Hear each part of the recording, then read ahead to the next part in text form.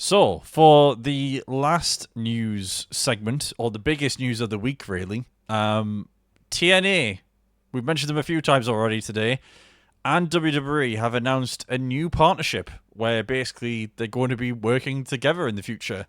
So, yeah, was kind of mind blown that this came out when it did a few days ago and had a few days to process it. And I suppose the main question now is it good or bad for wrestling, Brexit? Like, what are your thoughts on this new relationship that TNA and WWE have struck up? But again, it's kind of been building over the past couple of years with having certain members of obviously of TNA in the Rumble and then coming over and doing bits and pieces in WWE and vice versa. So yeah, like what are your thoughts? Is it good for wrestling or is it bad for wrestling?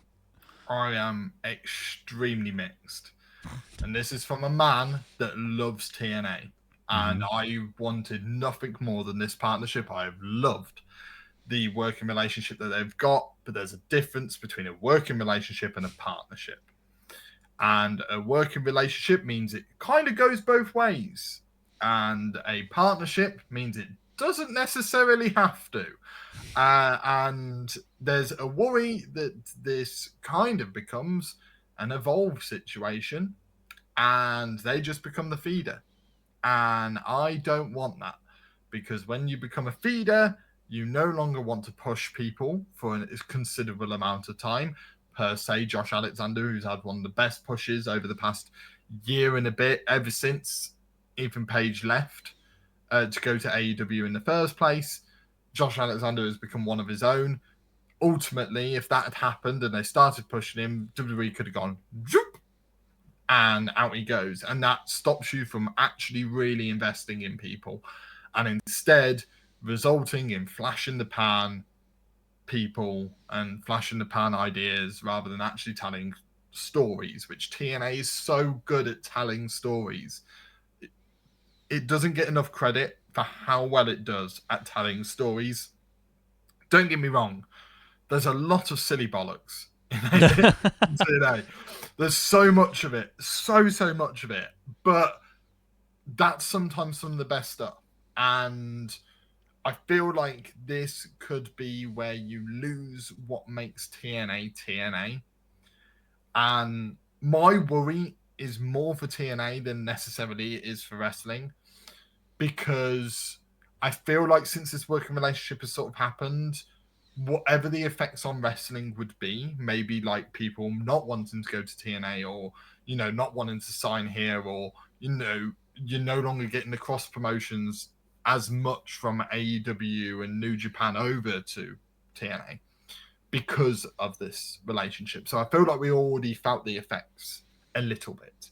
But I think ultimately, I think it will probably be good, but I'm really not sure. If this had been under the Vince regime, then the end is nigh, the end is nigh, run away. But when it's Triple H, and I know from all of the interviews that I've heard, Triple H has a lot of respect for TNA. He's kept an eye on TNA for a very long time, and anyone that says otherwise is naive. He's been very clear. He's kept an eye for a long time. That there's a reason why. If you look at a lot of NXT, there's a lot of inspiration Mm-hmm. from TNA. Is it a coincidence that the North American title for a very long time was to do with flippy guys? No. Like it's like that they just basically made their own X division for a little bit. And then it sort of developed. But even then, the North American title has always been a little bit more faster made matches, although the NXT title was also that for a very long time, but that's not the point. um, I think that, yeah, in a very long-winded way, I'm really torn. I worry a lot, and this is this is a way of controlling the American scene a lot more. But this is much better working relationship than the one AEW had with TNA. So, I've got a lot more optimism in that respect, but I think that ultimately I feel like it will come to the detriment long term for TNA. And for short term, I think it's going to do great. I think they're going to sell out arenas. But at some point, the crossovers are going to get old, just eventually, you know.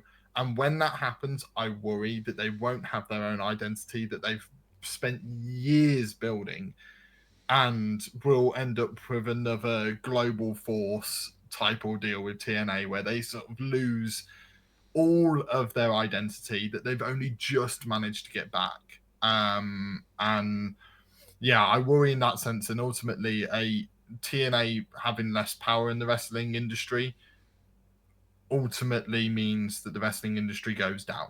It does, because TNA has such a good place in the industry where it gives opportunity to so many people.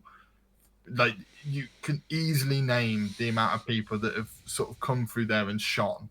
And it's given opportunities for people to cross over different brands, and they do it without making a big deal and a fuss, rather than a Forbidden Door pay-per-view type ordeal. They just did it, and they always have. And I worry they're going to lose their identity, and ultimately I think that will put a detriment to the company and the business as a whole as time goes on. But for now, it's good. As time goes on, I'm not so sure. Which is a fair concern to have. I think the concerns most people would have. I think because, again, initially it's the shiny aspect of it of, oh, we could get these crossovers. You can get people coming to NXT. You can get people going to TNA, vice versa. I get the sort of short-term appeal of it, but long-term, like you say, does that get a bit old? When does that sort of drift away? But again, I think, like you mentioned before, I think if this was Vince in charge, it just wouldn't work, and it would be a pit fire of epic proportions, basically. But I think because of Triple H being in charge of it, we know, like you mentioned, Triple H very much has his finger on the pulse of all things wrestling. He knows what works, what doesn't. He knows when to execute at the right times. He knows when to pull away a little bit and just leave people wanting a little bit more from things. So I do think that with Triple H in charge of it, I think it is going to be a little bit different.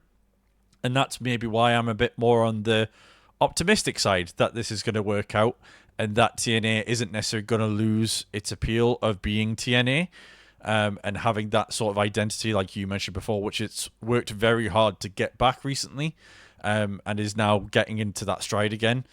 And of course, it'll be interesting to see if that means, I know we've got Jordan Grace going over and potentially Josh Alexander, but of course, Joe Hendry is the big name in TNA at the moment. Everyone reckons he's going to be in WWE at some point. Is this facilitating that? We'll have to wait and see. But yeah, very interesting, and again, a big surprise coming out of the wrestling news sphere that this happened the other day.